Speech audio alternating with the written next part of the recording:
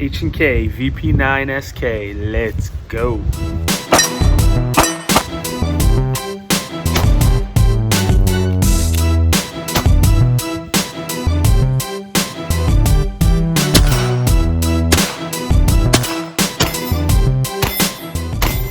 Alrighty, let's dive up close on the H&K VP9SK. To start off, this is my daily carry. I've been carrying this every day for a couple years now. It has at minimum 10,000 rounds, probably closer to 15,000, and that's not a keyboard commando internet warrior 10,000 rounds. That is a legit 10,000 rounds. I've been dry fired thousands of times, in and out of the holster thousands of times.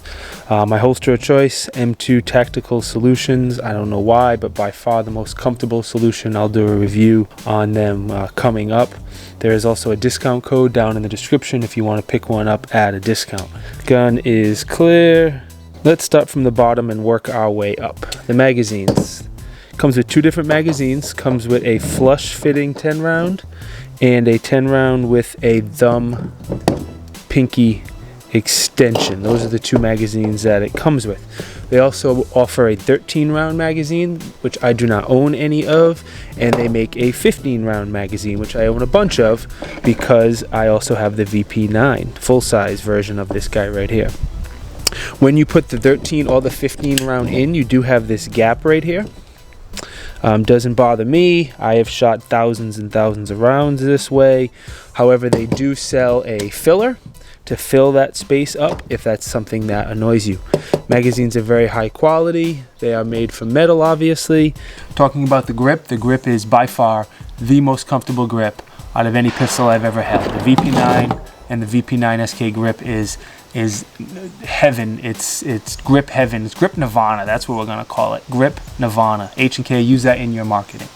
Just like the VP9, you have three different interchangeable straps. So you take out the roll pin right there, and then the back strap slides out, and then one side and then the other side all slide out. And they have three different sizes: a small, medium, and large, which I'll show you here. And you can customize the gun to be as comfortable as you want it. You can put different sizes in. In total, you have 27 different combinations. As you can see, I have a set of Talon grips on mine here. The grip it comes with is fine. I prefer the rubberized Talon grip. Let's talk about the magazine release, this European style paddle. At first, I hated it, but I love the grip and the trigger so much on this gun that I said I gotta give it a chance, I gotta give it a try. So I took the VP9 to an all-day training class when I first bought it, and by the end of the day, my magazine reloads literally were cut in half. The time was cut in half because of these European style trigger guard magazine releases. So with most guns, I gotta break my grip, and I can't quite reach that magazine release, so I have to readjust my grip, hit the magazine release, put the new mag in, reacquire my grip, and go to work. With the H&K VP9, I actually use my trigger finger to release it, and I don't have to adjust my grip like I do with the other one. Moving up from the grip, let's talk about this trigger. Again, the gun is clear. The trigger is the second best thing next to the grip. It's a very smooth, short take up, a very clear wall, and then it's just buttery smooth. That reset, nice. Pistol also has a loaded chamber indicator. I have a snap cap in there right now. So if you look down, you can feel it, and you can also see that little bit of red, which is very hard to show on camera.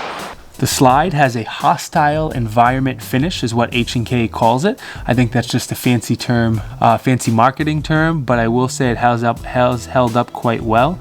You do have rear serrations and front cocking serrations. For those who love to come over the front of the gun and rack from the front, you have the ability to do that as well. Moving forward, we have a fully ambi slide stop, slide release on both sides of the pistol. To break the gun down, make sure there's no magazine in there.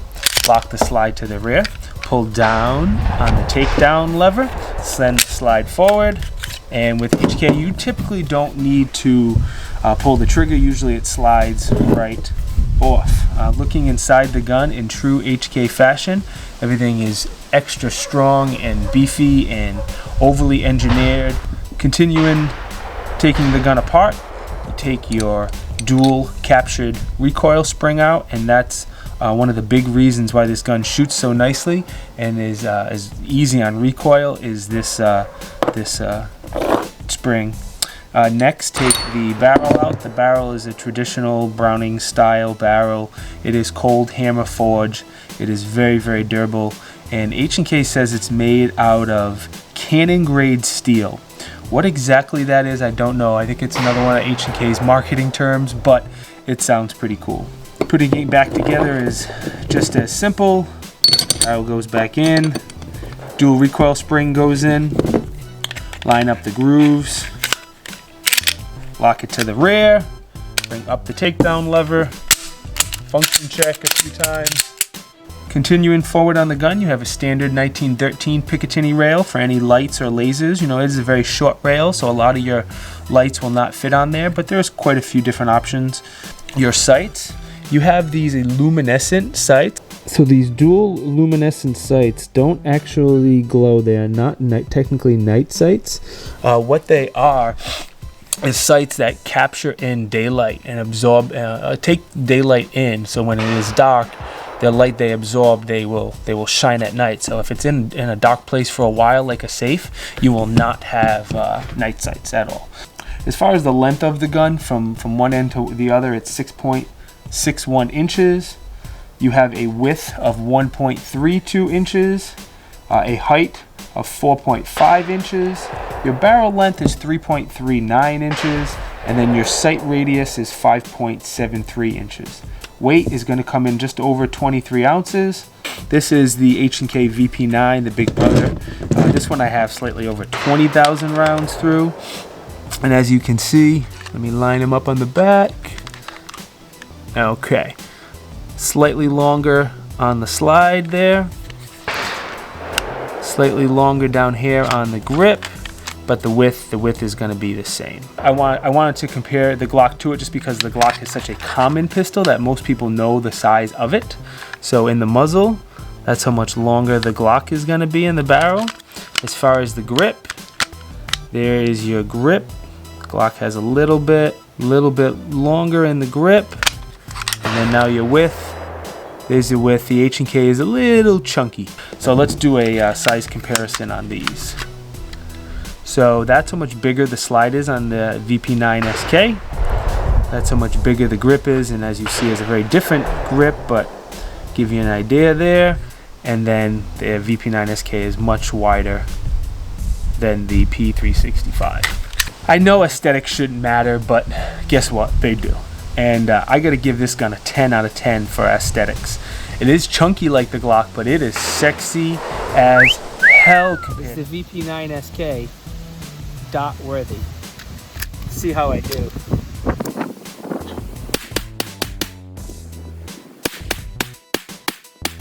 Overall, not too bad.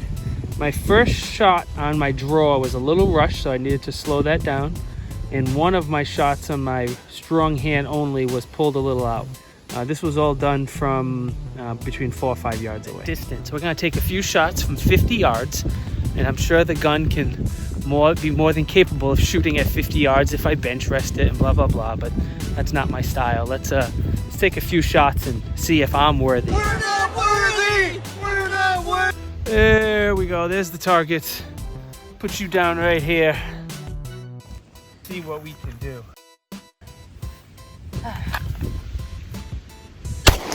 Hit! Hit! Hit! Hit! Hit! 5 for 5, I'm done. Not trying anymore. Plate rack time.